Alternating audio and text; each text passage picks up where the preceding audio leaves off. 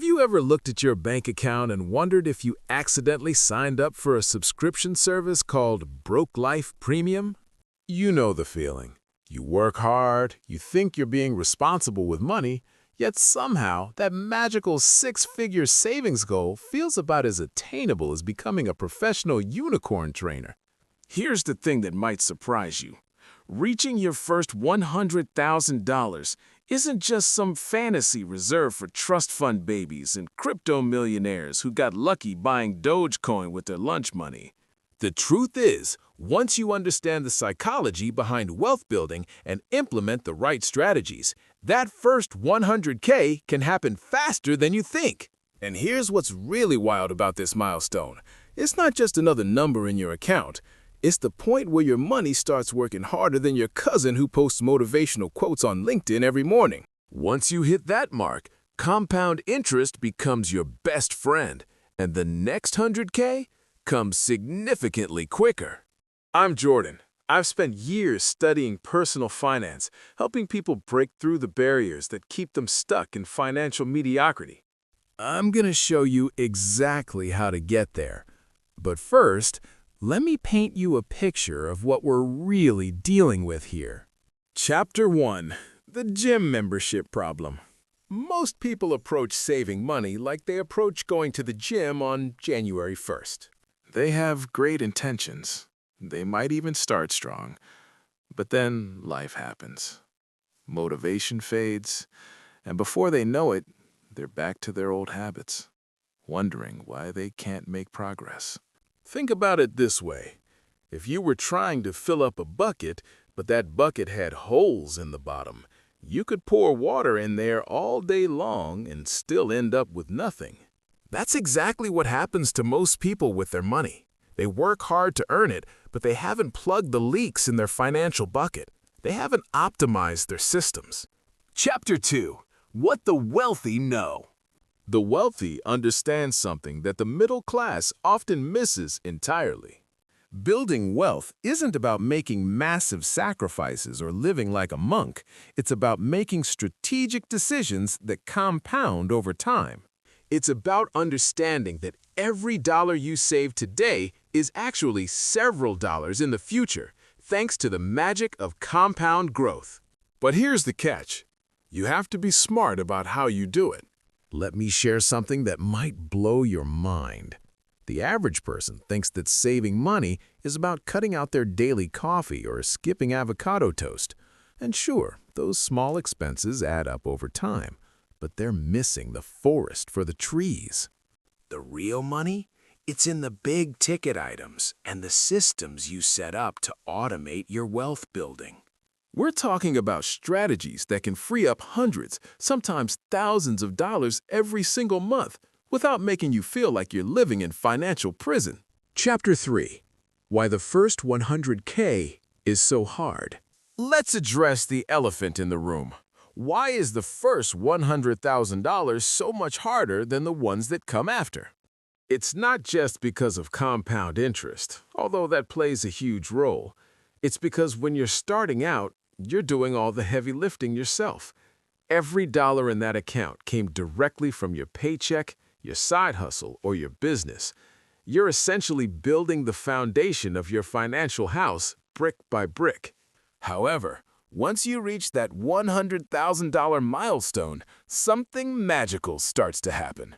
Your money begins earning meaningful returns. Instead of seeing a few dollars in interest each month, you start seeing hundreds, even thousands. That 10% annual return that seemed insignificant on a $5,000 portfolio, now it represents $10,000 of growth on your $100,000 nest egg. Suddenly, your investments are working almost as hard as you are. This is why Charlie Munger, Warren Buffett's longtime business partner, famously said that the first $100,000 is the hardest. He wasn't wrong. Once you get that snowball rolling down the hill, momentum takes over. Chapter 4. The Nora Story. Okay, I want to tell you about someone real. Her name is Nora. When she first sat down with me, she was 34 years old, couch surfing at her friend's place. She had exactly $47 in her bank account. Here's the thing, though. She had a good job, made decent money, around $52,000 a year. But every month, same story. Rent, bills, takeout, Amazon packages, then nothing left. Sometimes negative. Her dad kept sending her those articles, how to save money the right way. You know the ones. Just skip the latte, make coffee at home, pack your lunch. She tried it for like 2 weeks. Saved maybe $40. Then her washing machine broke. Cost $380 to fix. Wiped out everything she'd saved. She gave up. Thought, what's the point? She looked at me that first meeting and said, "Jordan, I'm tired. I'm so tired of feeling broke while everyone around me seems to have it figured out." I asked her one question. "What's your number?" She stared at me blankly. "Your number. The amount of money that would make you feel safe, free, like you could actually breathe." She thought about it for a second. "I don't know. Maybe $50,000? $100,000? That's like 1,000,000 years away." I laughed, not at her, at the situation, because I'd been there myself 10 years earlier. Here's what I told her. "Nora, you're not broke because you spend too much on coffee. You're broke because your system is broken. You're trying to solve a math problem with crayons when you should be using a calculator." She didn't believe me at first. Who would? Some guy telling you your whole approach is wrong? But she was desperate enough to try. 18 months later, she hit $102,347. How? No lottery win? No inheritance? No crypto miracle? She just changed her system. Let me break down what actually happened. First, we looked at her biggest expense, housing. She was paying $1,900 a month for a one-bedroom apartment. I showed her a studio in a neighboring area for $1,150. Same square footage, just 15 minutes further on the train. That's $750 a month, $9,000 a year, just for moving. Then we checked her 401k. Her employer matched 50% up to 6% of her salary. She was only putting in 2%. Left $1,560 on the table. Free money, just sitting there. She told me later, "I was so focused on the $4 coffee that I ignored the $1,500 my boss was trying to give me." Oh, and her car? She was paying $420 a month for a BMW she couldn't afford.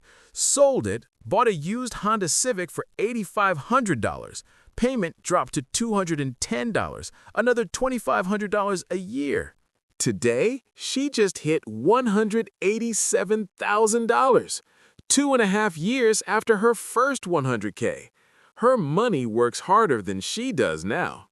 She told me something I'll never forget last time we talked. She said, "Jordan, the craziest part isn't the money, it's the feeling. My car made a weird noise last week. I used to panic. Now, I just handle it like it's nothing. That freedom, that's what I was actually saving for." Hey, quick pause. I gotta ask you something. Be honest. Have you ever calculated how much you spend on subscriptions you forgot about? That gym membership from 2019 you haven't used since before the pandemic? The productivity app you downloaded once and never opened again? Drop $1 in the comments if you just realized you're still paying for something you don't use. No judgment. I just found out I've been paying for 2 different chess.com accounts for the last 8 months. I'm terrible at chess. Like genuinely bad. 400 rating bad. I don't know why I thought I needed premium. All right, back to the strategies. Chapter 5. 9 strategies that actually work. Enough theory. Let's get into the actual strategies. I'm going to walk you through 9 specific strategies that can accelerate your path to that first $100,000. Each one of these has the potential to save or earn you thousands of dollars per year. When you combine them together, they create a powerful system. Strategy 9. Tax optimization. Strategy number 9. This one is going to save you more money than you probably realize. We're talking about tax optimization. And no, I don't mean hiding money in offshore accounts or pretending your Netflix subscription is a business expense. I'm talking about legitimate strategies that the government actually wants you to use. But for some reason, most people completely ignore them. Here's the reality. Taxes are probably one of your biggest expenses, right up there with housing and transportation. Yet most people put more thought into choosing their morning coffee than they do into minimizing their tax burden. It's like voluntarily paying extra for everything you buy just because you didn't bother to look for a coupon that was sitting right there in front of you. The beautiful thing about tax-advantaged accounts like traditional IRAs and 401ks, they give you an immediate discount on every dollar you invest. When you contribute to these accounts, you reduce your taxable income dollar for dollar. So if you're making $50,000 a year and you contribute $10,000 to your 401k, you only pay taxes on $40,000 of income. That's like getting a guaranteed return before your investments even have a chance to grow. But here's where it gets really interesting. Let's say you're in the 22% tax bracket. Every $1,000 you contribute to a traditional 401k saves you $220 in taxes. That means you only need to come up with $780 out of your actual take-home pay to make a $1,000 investment. The government is essentially giving you a discount on building wealth, and most people are too busy complaining about taxes to take advantage of it. Strategy 8. Free money. Strategy number 8 is one that literally gives you free money, yet millions of Americans leave it on the table every single year. I'm talking about employer 401k matching, and if you're not maxing this out, you're basically telling your boss you don't want a raise. Think about it this way. If your employer offers a 50% match on your contributions up to 6% of your salary, they're giving you an immediate 50% return on your investment before the stock market even gets involved. Let's break this down with real numbers. If you make $50,000 a year and your employer matches 50 cents for every dollar up to 6% of your salary, you could contribute $3,000. And your employer would add another $1,500. That's $1,500 of completely free money that you get just for participating. Show me another investment that guarantees you a 50% return on day one. I'll wait. The crazy part? People will spend hours researching the best deal on a new phone to save $50. But they'll leave thousands of dollars in employer matching on the table because they think they can't afford to contribute to their 401k. It's like refusing a guaranteed winning lottery ticket because you're worried about the taxes you'll have to pay on your winnings. Strategy 7. Income streams. Now, let's talk about strategy number 7, and this is where we start getting into the fun stuff. I'm talking about creating additional income streams that are specifically earmarked for investing. Notice I didn't say get a second job or work more hours at your current job. I said create additional income streams, and there's a huge difference. The traditional advice is to live below your means, which basically translates to make your life smaller so you can save more money. But there's another approach that's way more powerful and a lot more enjoyable. Expand your means while keeping your lifestyle constant. Instead of trying to squeeze every penny out of your current income, focus on bringing in more money that goes directly toward your wealth-building goals. The beauty of this approach? It doesn't feel like deprivation. You're not cutting back on the things you enjoy. You're just creating extra money that was never part of your regular budget in the first place. It's like finding money in your couch cushions, except instead of finding $20, you're finding hundreds or thousands of dollars every month. This could be anything from freelancing in your area of expertise to starting a small side business that operates on evenings and weekends. The key is to treat this extra income differently than your regular paycheck. Your regular income covers your living expenses and lifestyle. This extra income has one job: building wealth. When you separate these two mentally, it becomes much easier to save aggressively without feeling like you're sacrificing. Strategy 6. The dividend trap. Strategy number 6 is going to test your self-control, but it's absolutely crucial if you want to maximize your returns. I'm talking about reinvesting every single dividend that comes your way instead of spending it on something fun. I know. It feels great when you see that dividend payment hit your account. It's like your investments are paying you a salary for being smart enough to own them. But here's the thing that most people don't realize. The real power of dividend investing isn't in the income you can spend today. It's in the compound growth you get from reinvesting those payments.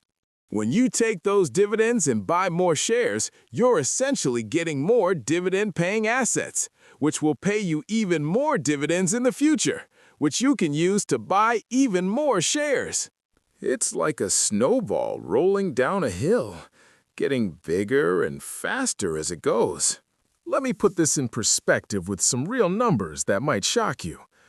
Over the past century, the S&P 500 has averaged about 10.7% annual returns when dividends are reinvested. But if you had taken those dividends as cash instead of reinvesting them, your average return would have been only 6.6%. That 4% difference might not sound like much, but over 30 years of investing, it's the difference between having a comfortable retirement and wondering if you can afford to retire at all. This is one of those strategies that requires you to think long-term and resist the temptation of instant gratification. Every time you get a dividend payment, you have a choice. You can either spend it on something that will be forgotten in a few weeks, or you can use it to buy more wealth-generating assets that will pay you dividends for decades to come. Strategy 5. Kill your fees. Strategy number 5 is all about keeping more of what you earn by minimizing investment fees. This might sound boring, but I promise you it's one of the most important things you can do to accelerate your wealth building. Investment fees are like a silent tax on your returns, and most people have no idea how much they're actually paying or how dramatically these fees can impact their long-term wealth. Here's what's crazy about investment fees. They might seem small on an annual basis, but they compound just like your returns do, except they compound against you. A fund that charges a 1% annual fee versus a fund that charges 0.1% might not seem like a big deal, but over 30 years, that extra 0.9% in fees can cost you hundreds of thousands of dollars in lost returns. The good news, in today's market, you don't have to pay high fees to get excellent investment options. Index funds that track the S&P 500 are basically identical products regardless of which company offers them. So there's no reason to pay more for the same thing. It's like choosing between two identical cars where one costs $30,000 and the other costs $35,000.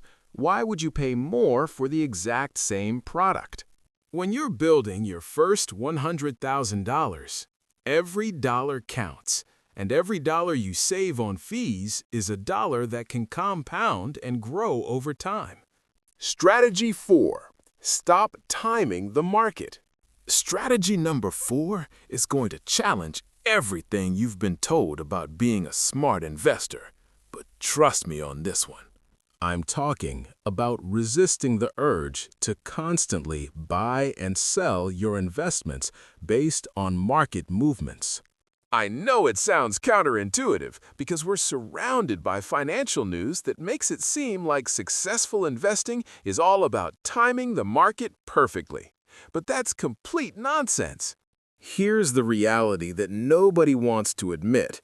Trying to time the market is like trying to predict which elevator will arrive first in a busy office building. You might get lucky once or twice, but over time, you're just going to end up frustrated and probably worse off than if you had just pressed the button and waited patiently. The data on this is crystal clear. The average investor who tries to time the market consistently underperforms the market itself by several percentage points annually. Think about what happens when you try to be clever with your investments. The market drops 10%, and suddenly you're convinced this is the beginning of the next Great Depression. You sell everything, feeling smart for limiting your losses. Then the market recovers and goes up 20%. But you're still sitting in cash, waiting for the right time to get back in. By the time you finally convince yourself it's safe to invest again, you've missed most of the recovery. The math here is brutal. If you missed just the 10 best days in the stock market over a 30-year period, your returns get cut almost in half. And here's the kicker. Those best days often happen right after the worst days, when everyone is panicking and selling. So the people who are trying to be smart by avoiding the bad days end up missing the good days too. When you're building your first $100,000, your job is simple. Put money in consistently and leave it alone. Let the market do what it does best, which is grow over time. Some years will be great, some years will be terrible, and most years will be somewhere in between. But if you stay the course and keep feeding the machine, you'll be amazed at what compound growth can accomplish. Strategy 3. Choose the right investment. Strategy number 3 is where we talk about actually choosing the right investments. And this is where most people either overthink it to death or don't think about it at all. Both approaches will cost you serious money. On one hand, you've got people who spend hours researching individual stocks trying to find the next Amazon or Apple, usually ending up with a portfolio that looks like they threw darts at the financial section of a newspaper. On the other hand, you've got people who just put their money wherever their buddy at work told them to. Or worse, they leave it sitting in a savings account earning basically nothing. Here's the truth about investment selection. When you're starting out, your goal should be solid, consistent growth, not hitting home runs. You're not trying to get rich quick. You're trying to get rich for sure. The best way to do this? By investing in broad market index funds, particularly those that track the S&P 500. This gives you ownership in about 500 of the largest, most successful companies in America, all in one simple investment. Think about what this means. When you buy an S&P 500 index fund, you own a piece of Apple, Microsoft, Amazon, Google, Nvidia, Meta, hundreds of other companies that are making money hand over fist. The beauty of this approach? You don't need to be a financial genius to succeed. You don't need to read annual reports or analyze price-to-earnings ratios or figure out what the Federal Reserve is going to do next week. You just need to buy a piece of American business success and let capitalism do what it does best. Strategy 2. Kill lifestyle inflation. Strategy number 2 is probably the most important one on this entire list, and it's the one that separates people who build real wealth from people who stay stuck in the financial hamster wheel forever. I'm talking about avoiding lifestyle inflation, and this is where most people completely sabotage their financial future without even realizing it. Here's how this trap works.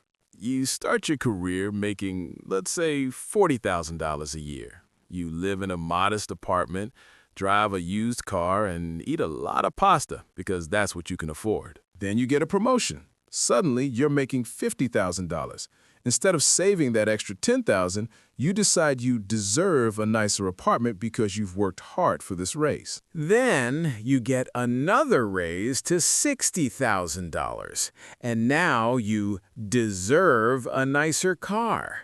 Before you know it, you're making twice as much as when you started, but you're still living paycheck to paycheck. The wealthy understand something that most people miss entirely. Your lifestyle should be based on what you want your life to look like, not on what you happen to be earning at the moment. Every time your income increases, you have a choice. You can either inflate your lifestyle to match your new income, or you can maintain your current lifestyle and invest the difference. Here's what's really crazy about lifestyle inflation. It doesn't even make most people happier. Studies show that once your basic needs are met, additional spending has diminishing returns on happiness. That upgrade from a Honda Civic to a BMW might feel great for a few weeks, but then it just becomes your normal car. Meanwhile, that extra car payment is preventing you from building the kind of wealth that could give you real freedom and security. The average millionaire saves over half of their income. That's not because they're miserly or they hate spending money. It's because they understand that every dollar they save today is several dollars they'll have in the future. They've learned to find satisfaction in growing their net worth rather than impressing people with expensive stuff. When you get your next raise, here's what I want you to do. Take at least half of that increase and immediately set up an automatic investment. Don't even let it hit your checking account where you might be tempted to spend it. Treat it like a tax that goes directly to your future self. You can still enjoy some of that extra income, but make sure your wealth is growing faster than your lifestyle. Strategy 1. Housing optimization. And now, we've reached strategy number 1, the big one I've been teasing throughout this entire video. This is the strategy that can free up more money in your budget than any other single change you can make. And most people are completely ignoring it. I'm talking about optimizing your housing costs. And yes, this might require you to make some decisions that go against conventional wisdom. Here's the brutal truth that nobody wants to talk about. If you're spending more than 30% of your income on housing, you're making it nearly impossible to build wealth quickly. For most people, housing is by far their largest expense. When you add up rent or mortgage, utilities, insurance, and maintenance, it often eats up 40%, 50%, or even 60% of their monthly income. At that point, you're essentially working just to keep a roof over your head. But here's what's interesting about housing costs. They're often the most flexible part of your budget, even though people treat them like they're set in stone. You might think you need to live in a certain area or have a certain amount of space, but those are often lifestyle choices, not actual necessities. Now, I'm not suggesting you move into a cardboard box under a bridge, but I am suggesting you get creative about reducing this massive expense, at least temporarily, while you're building your foundation of wealth. This could mean getting roommates to split the cost, moving to a less expensive area, or even exploring house hacking strategies where you buy a small multi-unit property and live in one unit while renting out the others. The numbers on this are absolutely staggering. Let's say you're currently spending $2,000 a month on housing, and you find a way to cut that to $1,200. That's $800 a month that you can now invest, which is nearly $10,000 a year. Over 20 years, assuming a 10% annual return, that single change could add over $500,000 to your net worth. I know what some of you are thinking. Jordan, I can't just move or get roommates. I have a career, a family, responsibilities. I get it.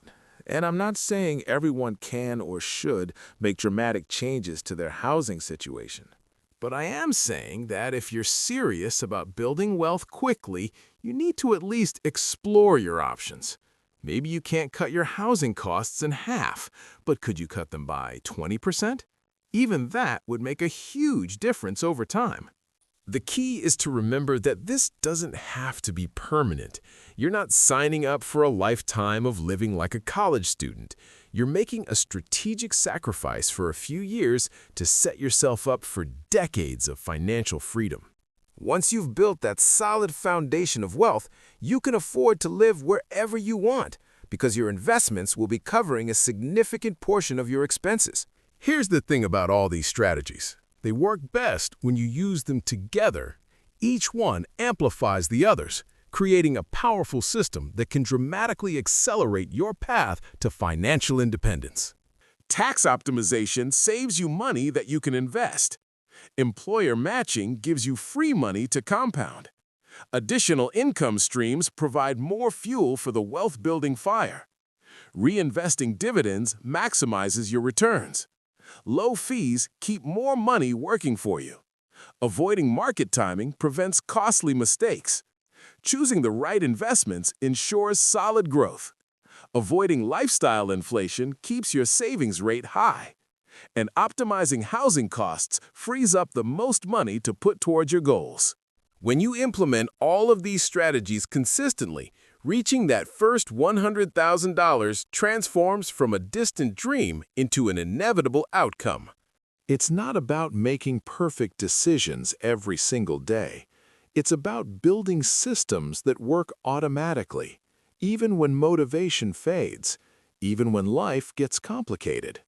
Remember, the first $100,000 is special. It's where momentum really starts to build. Once you reach that milestone, compound interest becomes a much more noticeable force in your financial life. Your investments start earning real money, not just pocket change. That's when building wealth starts to feel less like pushing a boulder up a hill and more like riding a wave. The Nora Epilogue. Remember Nora, the woman with $47 on her friend's couch? She sent me a text last week, a screenshot of her investment account. $187,432. 2.5 years after hitting her first 100K. She didn't get a massive promotion, didn't inherit money, didn't start some drop-shipping empire. She just stuck to the system. Her friends still go on those trips. She joined some of them. But now, her money works harder than she does. She told me something I'll never forget last time we talked. She said, "Jordan, the craziest part isn't the money. It's the feeling. I used to panic every time my car made a weird noise. Now, I just handle it like it's nothing. That freedom, that's what I was actually saving for." The path to financial independence isn't complicated, but it does require patience, consistency, and the willingness to make some unconventional choices.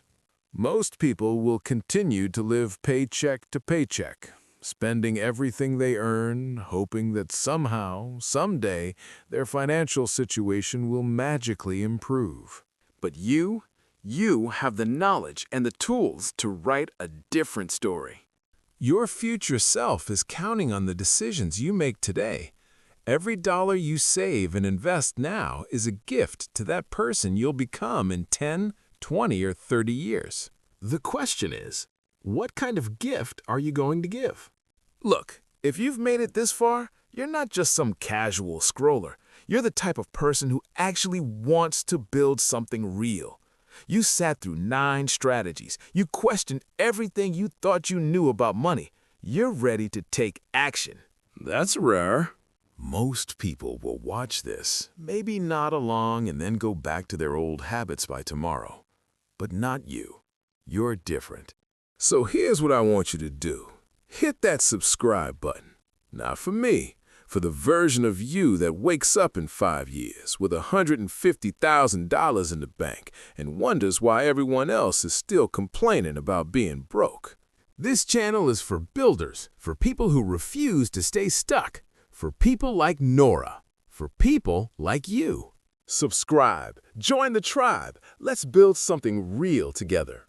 I'm Jordan. Until next time, keep building that wealth one smart decision at a time.